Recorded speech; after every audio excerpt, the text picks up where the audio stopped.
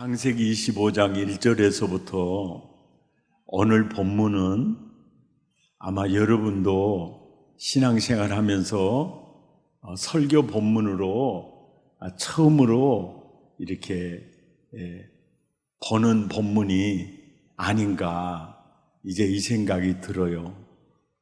왜냐하면 저도 이 본문으로 설교를 들은 적도 없고 제가 설교를 한 적이 없어요. 그런데 창세기를 읽는 중에 제가 이 부분에서 제가 받은 은혜가 너무너무 컸어요. 이 본문을 통해서 성경을 보는 새로운 눈이 열리는 것을 제가 경험했습니다. 1절을 보면 아브라함이요 이스마엘을 낳고 이삭을 낳고 그때 100세에 낳잖아요. 그리고 175세에 아브라함이 낙원으로 이민을 가요. 그 동안에 후처를 맞이하게 돼요. 그 후처를 맞이하는데 그 후처의 이름이 누굽니까? 구두라예요. 그래 그 구두라를 통해서 2절을 보세요. 많은 아들들을 낳게 됩니다. 그러니까 아브라함의 아들은 이스마엘과 이삭만이 아니고 후처를 통해서 시므란과 역산과 드단과 미디안과 이스박과 수아를 이렇게 낳게 돼요. 그러니까 후처를 통해서 아브라함이 많은 아들들을 이제 낳게 되는데 3절을 보면 그 후처를 통해서 낳은 아들 역산이라는 아들은 스바와 드단을 낳았고 그리고 드단 자손은 아수르 족속과 느두시 족속과 룸미 족속이 됐다 이 얘기를 한 거예요. 그러니까 후처를 통해서 낳은 그 아들들 중에 샘플링을 하는 거예요. 샘플링을 해서 역산이라는 아들은 스바와 드단을 낳았고 그 손자들은 아수르 족속과 루드시 족속을 이제 이루게 되었다. 이 얘기를 하는 거예요. 그러니까 거의 중동의 많은 족속들은 이 이스마엘과 또 이스라엘 이삭을 통해서 이스라엘과 그 외에 이제 후처를 통해서 낳은 그 자녀들이 많은 족속을 이루는 것을 볼 수가 있어요. 그런데 구속 역사를 기록하니까 이삭의 어떤 여인의 후손으로 오는 역사만 성경이 기록하면 될 텐데 후처를 통해서 후처들이 아닙니다. 후처를 통해서 낳은 여러 아들들을 통해서 족속을 이룬 역사적 사건을 기록한 필요가 있었을까? 이게 궁금한 생각이 드는데 필요하니까 이제 기록했겠죠. 그리고 4절을 보면 미디안의 아들은 에바와 예벨과 한옥과 아비다와 엘다이안이 다 그두라의 자손이었더라. 이게 많은 자손을 이루게 되는 거죠. 그러니까 오늘 본문에서 아브라함이 후처 그두라를 통해서 많은 아들을 낳았는데 그들은 다 모든 족속의 이 조상이 돼요. 많은 족속들이 이제 이렇게 분파가 되었더라. 이 얘기를 하고 있어요. 그 이유가 뭘까요? 그리고 5절을 보면 이제 유산을 이렇게 물려주는데 아브라함이 이삭에게 자기 모든 소유를 다 줘요. 자기 모든 소유를 이렇게 주고 그리고 6절에 보면 자기 서자들에게도 재산을 이렇게 떼줘요. 떼줍니다. 그리고 자기 생전에 그들로 하여금 자기 아들 이삭을 떠나 동방곳 동쪽 땅으로 이렇게 가게 하였더라. 이렇게 해서 이제 이 역사가 끝이 나는데, 여기서 아브라함이 이삭에게는 자기 모든 소유를 주었고 서자들에게는 재산을 좀씩 떼줬죠. 자, 차이가 있어요, 없어요? 차이가 있어요. 그러면 여기서 이런 생각이 들어요. 아브라함이 이삭에게 이렇게 모든 소유를 다 준 이유가 어디 있느냐? 하나님이 사실은 호롤단신 아브라함에게 많은 소유를 허락하신 이유를 보면 그 소유를 이삭에게 준 그 이유를 알 수가 있어요. 창세기 12장 1절에서 3절까지 함께 읽죠. 시작. 여호와께서 아브라함에게 이르시되 너는 너의 고향과 친척과 아버지의 집을 떠나 내가 네게 보여줄 땅으로 가라. 내가 너로 큰 민족을 이루고 네게 복을 주어 내 이름을 창대하게 하리니 너는 뭐가 될지라? 복이 될지라. 복이 될지라. 그러니까 하나님이 아브라함에게 상상할 수 없는 복을 주시는 이유는 목적이 너는 복이 될지라. 그러면 누구에게까지 복이 되어야 하느냐? 3절 보면 땅의 모든 족속에게 복이 될지라. 아멘입니까? 이런 내용이죠. 그러니까 땅의 모든 족속에게도 너는 복이 될지라. 그 속에는 후처들의 그 족속들도 포함될까요? 안 될까요? 포함이 되는 거죠. 그래서 저는 처음에 이 창세기를 읽을 때 어떤 생각을 했느냐면은 하나님이 이스마엘은 버리시는구나 이런 생각을 했어요. 하나님이 이삭은 택하시고 이스마엘은 버리는구나. 처음에 창세기를 읽으면서 느낀 점이 그 점이었어요. 이삭은 선택하고 이스마엘은 버리는구나 이렇게 생각을 했고요. 또 이삭이 낳은 에서와 야곱 이 역사를 읽으면서 야곱은 선택하고 에서는 버리는구나라고 생각을 했어요. 그렇게 생각을 했어요. 그리고 창세기 25장을 읽으면서도 후처 그두라를 통해서 많은 족속을 낳았다는 것은 눈에 들어오지도 않았어요. 왜냐하면 의미 없다고 생각했어요. 그냥 그 이삭 외에 이 자녀들은 하나님이 그냥 버리는 걸로 생각을 했으니까 그렇게 주의 깊게 성경을 읽지 않은 부분이 오늘 본문이거든요. 그런데 오늘 본문을 조금 관찰하면서 묵상하면서 여러 가지 질문을 던지면서 이 말씀 속에 하나님의 마음과 의도를 이제 들여다 봤더니요, 하나님의 마음에는 이삭만 있는 것도 아니고요, 이삭의 후손만 있는 것도 아니고요, 그리고 그들만 하나님이 사랑하는 게 아니었다는 것을 이제 깨닫게 되는 거예요.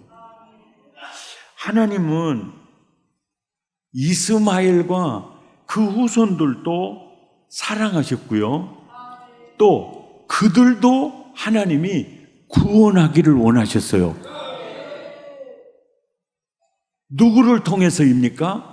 이삭을 통해서 이스마엘 후손들을 구원하기를 원하신 거예요.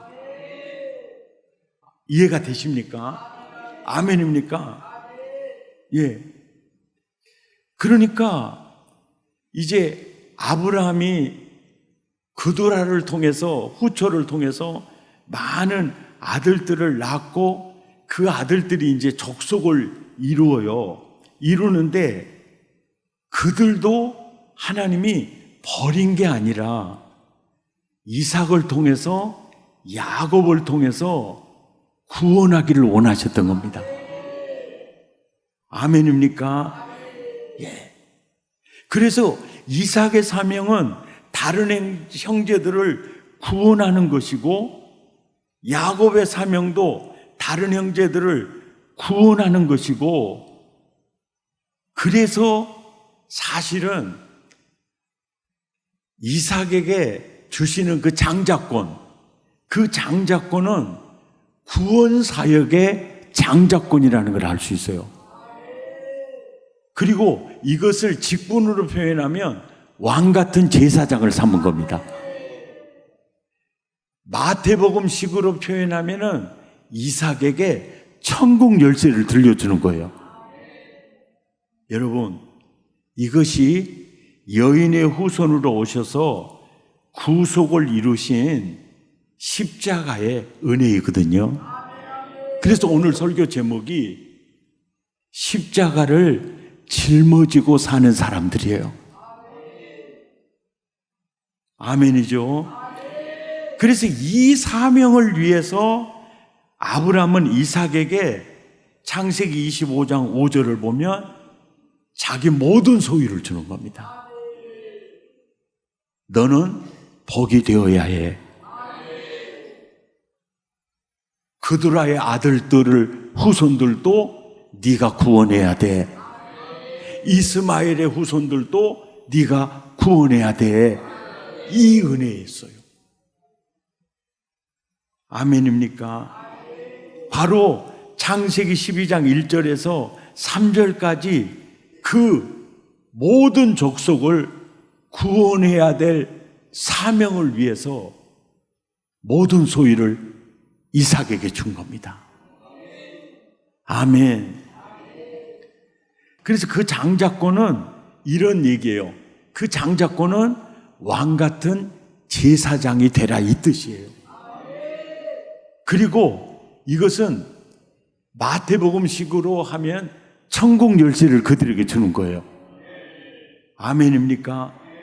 이것이 바로 예수님의 십자가 구원 사역을 이어받은 제자들, 그래서 십자가를 짊어지고 사는 사람들. 아멘입니까? 그러니까 이것을 구체적으로 표현하면 이 장자권, 왕 같은 제사장, 이 천국 열쇠, 십자가를 짊어진 사람들을 다시 도표로 표현하면은 뭐냐면 아브라함, 이삭, 그리고 야곱, 그리고 누굽니까? 우리들이에요, 우리들.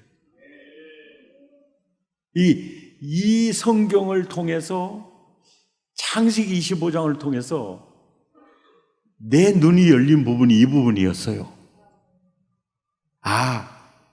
후처들의 자녀들을 버린 게 아니었어요. 그리고 이삭에게 모든 소유를 주고 그들에게는 재산을 좀 떼주는 것은 차별하는 게 아니었어요. 이삭이 감당해야 될 사명이 너무 컸어요. 아멘입니까? 우리가 오늘 이 주일에 깨달아야 될, 내 눈이 열려야 될 이 부분이 바로 이 부분이라는 겁니다. 너는 장자권, 왕 같은 제사장, 십자가를 짊어지고 사는 사람들이야. 아멘입니까? 이게 바로 우리 사명인 거죠. 한 아기가 태어났습니다. 그 아기는 개척교회 목사의 아들로 태어났습니다.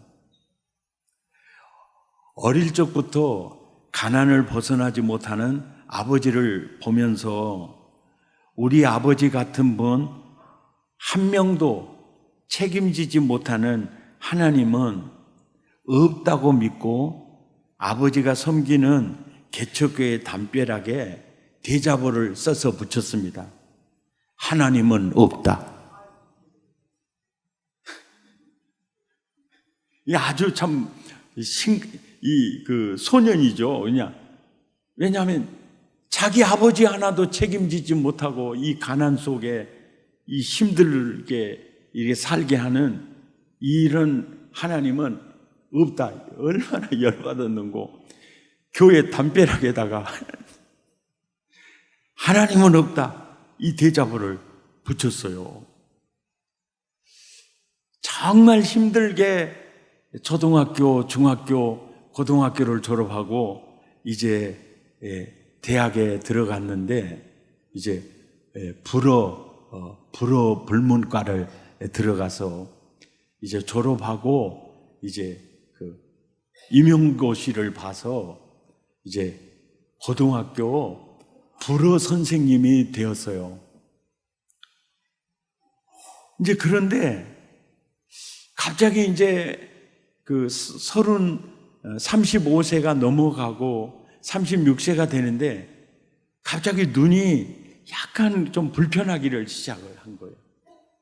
그러더니 눈이 막 콕콕 찌시는 것도 같고 이제 그러다가 점점 이렇게 칠판도 안 보이고 학생들도 이제 안 보이는 증상이 일어나서 이제 안과에 갔는데 결국은 이제 시신경 마비로 37살에 실명에 처하게 됩니다. 그 후 그는 인생 밑바닥에서 방황하기 시작하는데 가장 첫째 드는 생각이 나는 이 세상에 살아가야 할 이유가 없는 사람이다. 이런 생각이 파도처럼 밀려오니까 이제 넥타이에 목을 메고 이제 매달리게 됩니다. 그런데 좀 느슨하게 맸는가 넥타이 풀어져 가지고 자살 실패를 해요. 그래서 이제 그러니까 더 화가 나 가지고 이제 집에서 이제 동맥을 끊기 위해서 이제 면도칼을 찾다가 이제 잠깐 이렇게 잠이 듭니다. 이렇게 잠깐 잠이 드는데 그때 이제 음성이 들리는데 그분 이름이 요한이거든요. 아버지가 요한이라고 지은 거예요. 요한아, 요한아 부르는 크고 우렁찬 소리를 이제 듣게 돼요. 요한아, 요한아 이제 그만 일어나거라 그래요.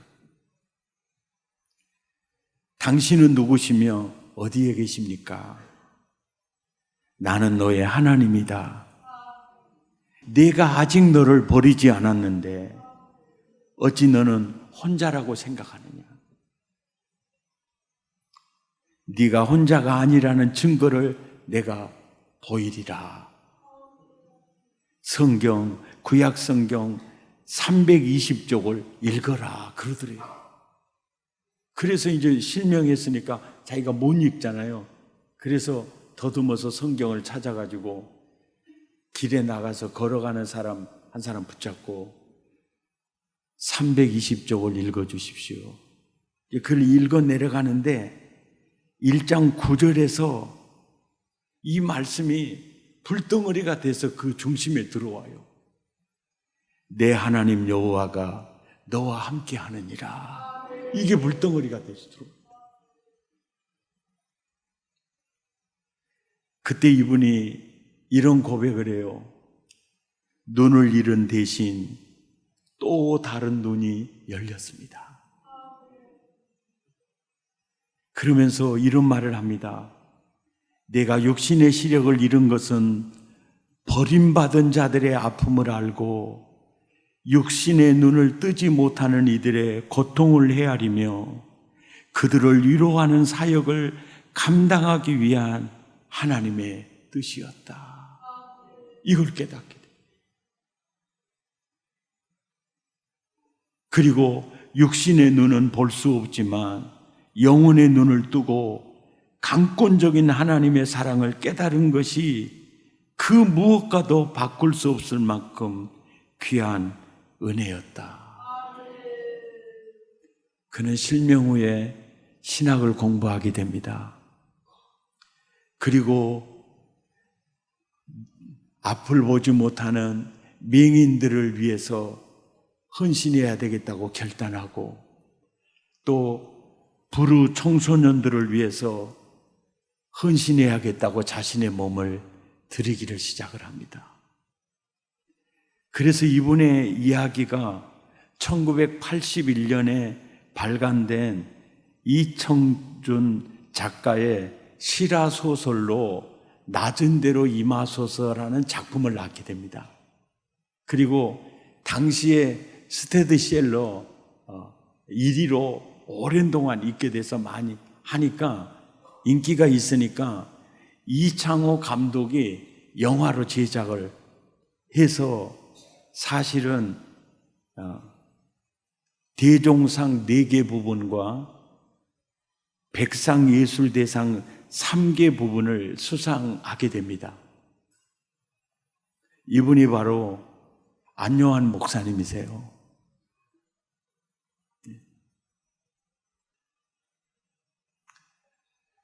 육신의 눈이 가려지면서 자신이 무엇을 위해 살아야 할게 열리는 겁니다. 아멘입니까? 이런 눈이 열리기를 바랍니다. 여러분, 요즘 뉴스를 보면 기도의 제목 하나가 더 생겼어요. 그게 뭐냐면 빅토리아 여왕이 그 다스리던 그 영국 그 시대가 대영 제국이 되어 해가 지지 않는 나라가 됩니다. 그 힘을 가졌을 때, 그 복이 그 나라에 임했을 때 그들은 약소국을 섬기는 대신에 침략해서 식민지 나라로 세웠습니다. 이거는 복을 받은 나라가 해야 될 행동이 아니었죠. 영국에 정말 믿음으로 살았던 청교도들이 정말 개혁주의 그 신앙을 가진 이들이 도대체 이 영국에서는 우리의 이 순수한 신앙을 지킬 수가 없다라고 해서 메이플라워를 타고 신대륙을 발견해서 세운 나라가 지금 이 미국입니다. 네. 그리고 이 강한 나라를 통해서 1차 대전과 2차 대전의 종지부를 찍으면서 이렇게 시시비비를 가려주는 경찰 국가로서의 그 역할을 감당을 해줬습니다. 그리고 약소국 지원해주면서 많이 이렇게 함께 잘 살 수 있도록 이제 했어요. 지난번 9.11 테러 사건과 그 다음에 다른 나라들의 그 어떤 경제력의 힘 때문에 미국의 위협을 이렇게 느끼는 것 같으니까 요즘은 이렇게 맺었던 조약까지도 휴지 조각으로 만들어 버리면서 관세로 이 폭탄을 가지고 이렇게 나가는 미국을 볼 때 이것은 참 미국이 걱정되는 부분입니다. 정말 하나님 살아계시는데요. 예.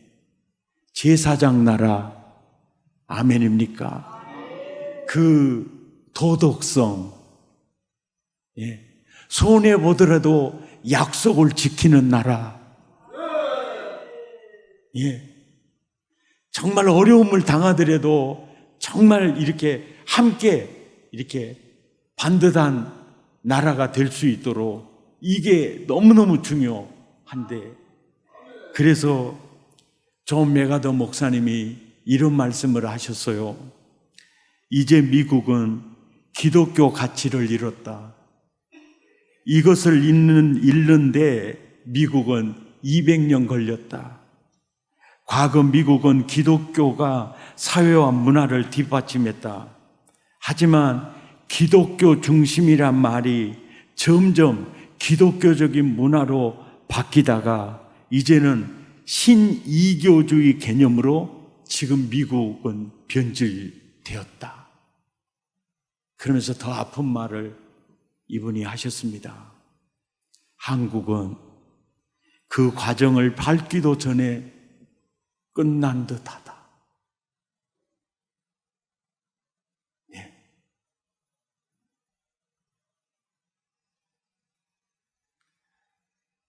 너무 심각하게 들리겠지요. 우리 기도의 제목 삼으셔야 돼요. 옛날에 어떤 정권은 새벽종이 울렸네, 그렇게 외쳤던 그 새벽종, 그걸 금지하는 정권이 있었어요.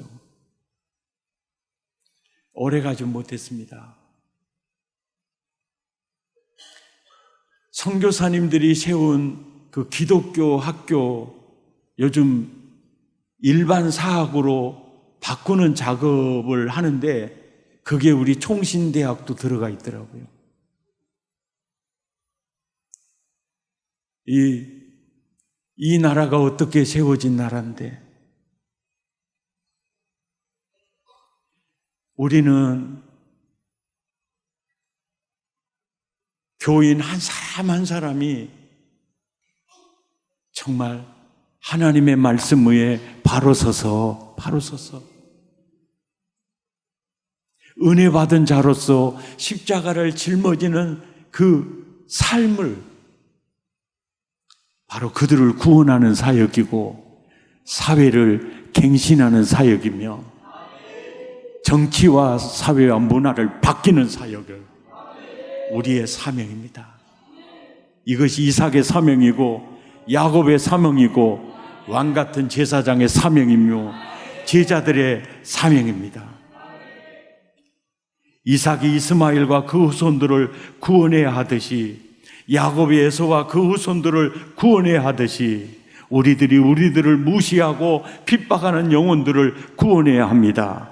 이것이 왕같은 제사장의 사명이며 우리들의 사명입니다. 그래서 우리 모두는 십자가를 짊어지고 사는 사람들입니다.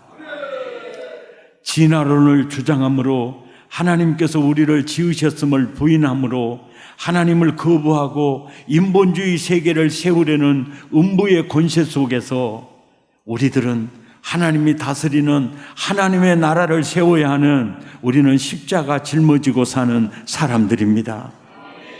하나님을 인정하지 않는 사람들을 구원하는 일이 바로 우리들의 일이기에 우리는 십자가를 짊어지고 사는 사람들입니다. 우리를 핍박하고 욕하는 자들이 있을 때 십자가를 짊어진 사람들은 어떻게 살아야 할까요? 베드로전서 2장 23절에서 24절을 보세요. 예수님 이렇게 사셨습니다.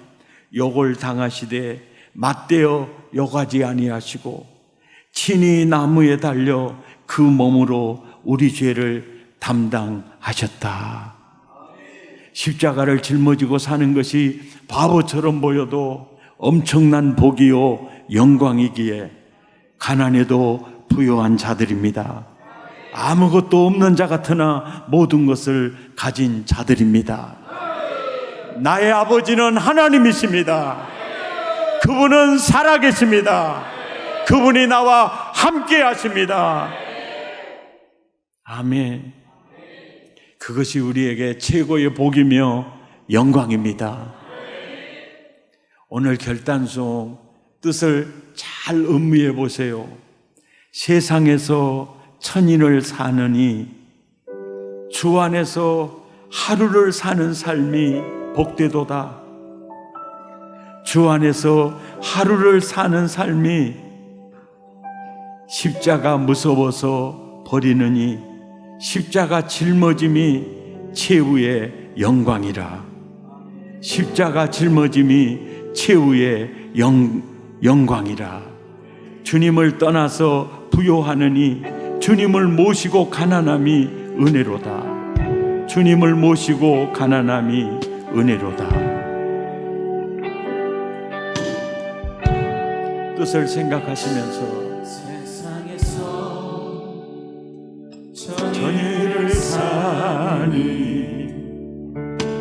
주 안에서 하루를 사는 삶이 복되도다. 주 안에서 하루를 사는 삶이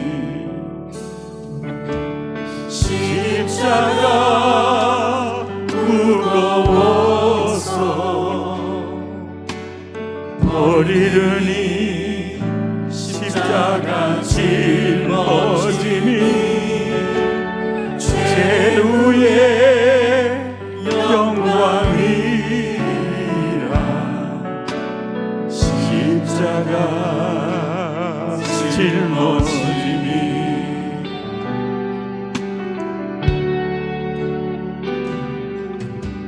주님이 떠나서 부요하느니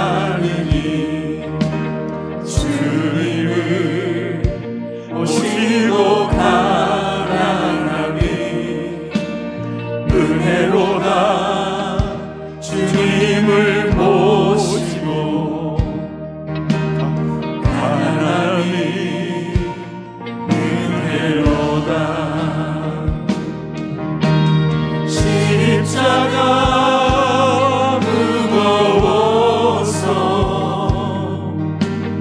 버리니 십자가 짊어짐이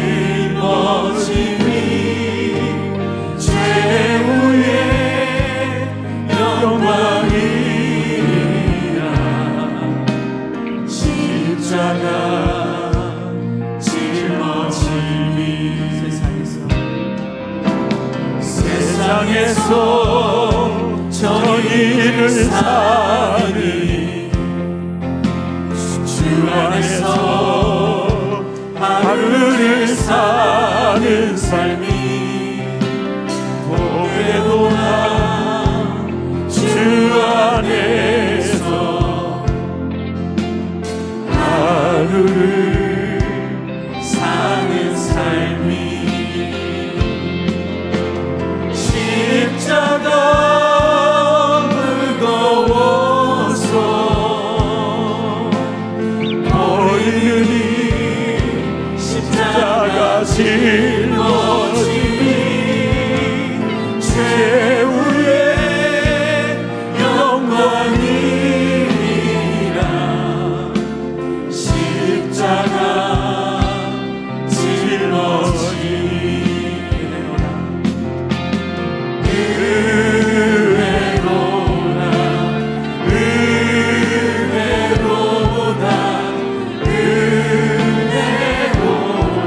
십자가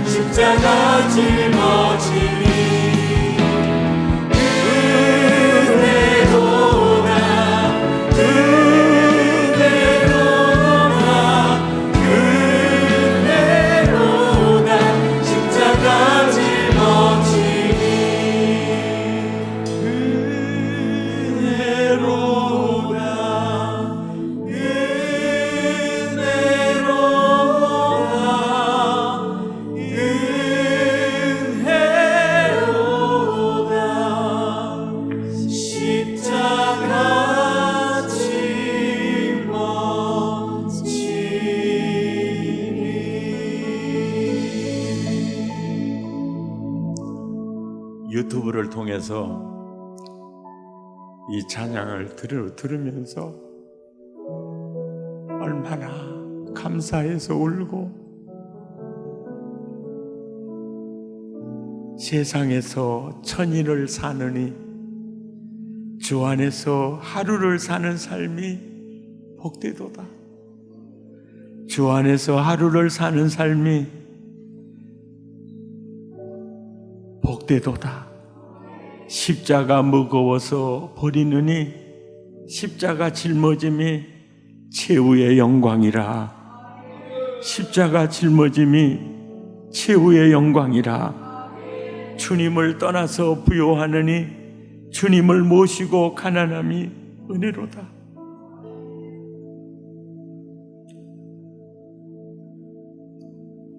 주님을 모시고 가난함이 은혜로다. 십자가 무거워서 버리느니 십자가 짊어짐이 최후의 영광이라. 여러분, 가정에서 부부 사이가 너무 안 좋아서 배우자 때문에 너무너무 힘들어서 혹시 살아가신 분도 계실 거예요. 그래, 십자가 버리느니 내가 십자가 짊어지고 가리다. 회사에서 여러분 힘들게 하는 사람들이 있을 수 있어요. 이스마엘이 이삭을 막 힘들게 하듯이 그럴 수 있어요. 십자가 버리느니 십자가 짊어져 보세요. 아멘입니까? 이 찬양 한 번 더 부를까요? 아니, 싫으면 감두시고요. 한 번 더 불러요.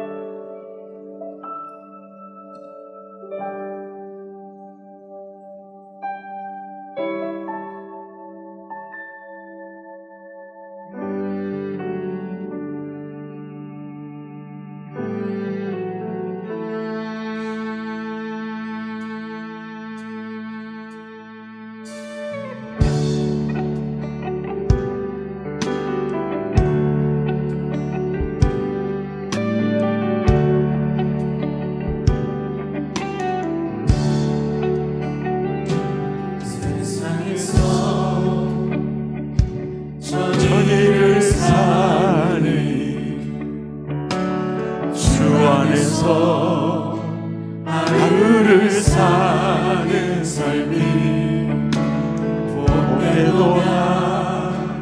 주 안에서 하루를 사는 삶이 십자가 무거워서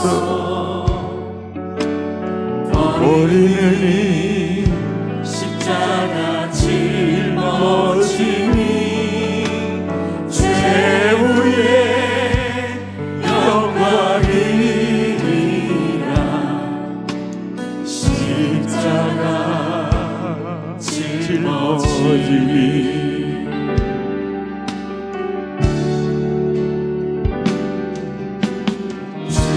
주님을 떠나서 부요하느니 모시고 가난함이 은혜로다. 주님을 모시고 가난함이 은혜로다. 십자가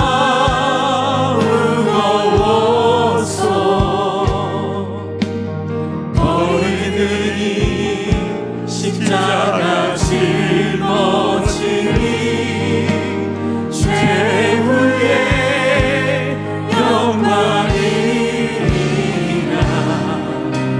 십자가 짊어짐이 세상에서 정의를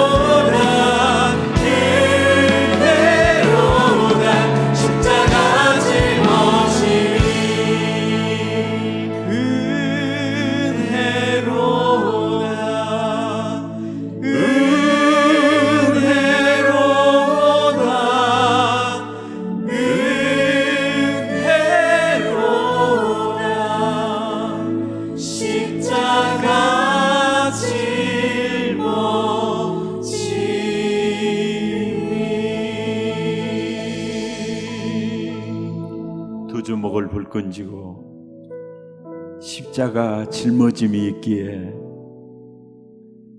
주 안에서 한 날이 세상에서 천일을 사는 것보다 복된 줄 믿습니다. 주님, 오늘 나의 눈이 열렸습니다. 내가 누구를 위해, 무엇을 위해 살아야 할지, 천국 열쇠의 의미가 무엇인지, 장자권의 의미가 무엇인지, 은혜를 받은 자의 사명이 무엇인지를 알았습니다. 승리하겠습니다. 그들을 구원하겠습니다. 그들에게 복이 되겠습니다. 마음을 더하고 입술을 열어 함께 기도합니다. 주여, 자비로우신 하나님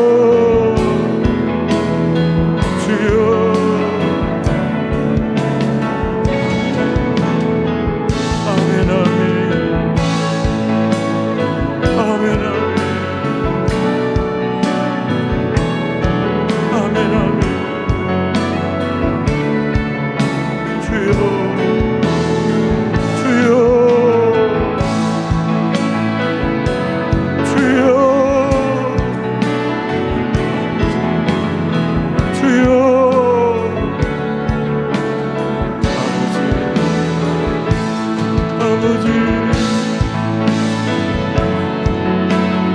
아버지, 내가 얼마나 복된 존재, 내게 주시는 사명이 무엇인가, 내가 누구를 위해 무엇을 위해 살아야 깨닫게 해주신 하나님 감사합니다. 욕을 받으시되 맞대어 욕하지 않으시고 그의 몸으로 십자가에서 그들을 구원하셨던 거죠. 십자가가 있기에 내 안에 주님이 계시기에 내 안에 십자가가 있기에 가난함이 아니며 복이고 영광이며 은혜인 것을